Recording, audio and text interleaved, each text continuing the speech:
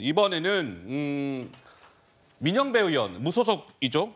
더불어민주당을 탈당해서 현재 무소속 신분에 있습니다. 지난번 검수완박법 통과 당시에 꼼수 탈당, 위장 탈당 논란을 빚었던 민영배 의원이 소셜미디어에 그제 글을 하나 올렸습니다. 굉장히 거친 단어를 쓰면서 올렸습니다. 보시죠. 화합을 향한 전진, 몹쓸 장애물이 가로막고 있다. 아마도 몹쓸 장애물은 윤석열 대통령을 겨냥한 발언으로 풀이됩니다. 윤석열 대통령 제주도민 상처에 소금을 뿌렸습니다. 4.3 추념식에 윤 대통령이 참석하지 않은 걸 겨냥하면서 윤 대통령을 몹쓸 장애물이다.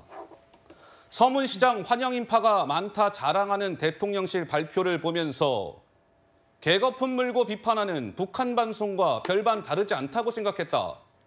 저희가 있는 그대로 적었습니다. 저 개는 아이라고 적었어요.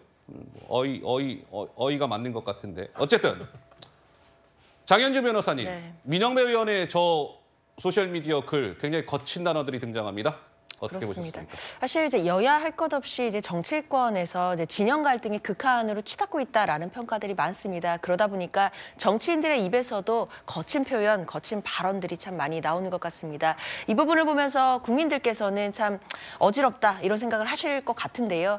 근데 민영배 의원이 하고자 하는 말의 취지는 물론 이제 표현에는 좀 거친 표현이 들어가 있었지만 결국에는 윤석열 대통령이 서문시장도 방문하시고 그리고 대구에 가서 시구도 하셨지만 4.3 추념식에는 참석하지 않으신 부분에 대한 비판을 좀 하고 싶었던 것 같습니다. 예. 그것과 관련해서 국민의힘의 또 최고위원이신 김재원 최고위원도 4.3이 격이 낮아서 그런 거 아니냐라는 또 망언, 또 실언까지 나온 상황이거든요. 바로 다음에 그 얘기 할 거예요. 그렇습니다. 지금 그런 상황이기 때문에 이 4.3 추념식에 대해서 과연 윤석열 대통령이 대선 과정에서는 굉장히 강조하셨던 부분이기도 하면서 그러나 또 막상 추념식이 열렸을 때는 직접 참석하지 않는 모습을 보면서 또 국민들께서는 또 실망하신 분들도 계실 겁니다. 예. 그런 부분을 야당의 한 의원으로서 애둘러 지적하는 모습이었다라고 봐야 될 것 같고 물론 이제 이야기를 하던 중에 거친 표현이 나온 부분들은 여야 할 것 없이 정치인들의 품격을 위해서 말들은 좀 조심해야 될 것 같습니다. 좀 전 그래픽 다시 한번 볼까요?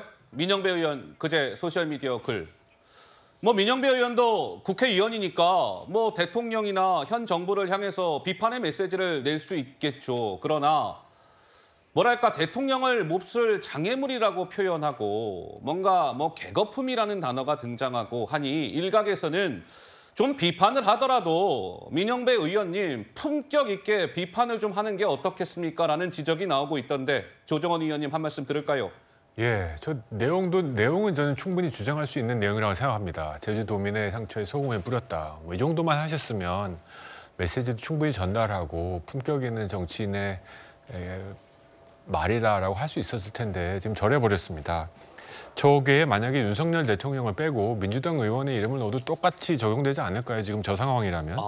막말하고 고함 지르고 부동산 투기하는 도덕적으로 비난받는 의원들이 바로 화합을 향한 전진의 몹쓸 장애물이 되고 있다. 똑같이 할 수 있거든요. 그러니까 이렇게 그러니까 한 나라의 대통령, 특히 우리나라의 대통령에 대해서 아무리 당이 다르고 당적이 다르더라도 어느 정도 지켜줘야 될 선이 있다라고 생각합니다. 예. 맨날 말씀드리지만 우리 정치인들 항상 명심해야 될 게 우리 각자의 당적보다 대한민국이라는 국적이 더 중요합니다. 예. 우리 스스로의 대통령에 대한 어느 정도의 품격을 지켜주지 않으면 그 대통령이 외국 나갔을 때 힘을 받겠습니까? 그리고 대통령이 실수하는 것이 나에게 즐거움이 될 수는 없는 거거든요. 예. 대한민국 정치인이라면 이런 걸 좀 명심하셨으면 좋겠다 싶습니다. 알겠습니다.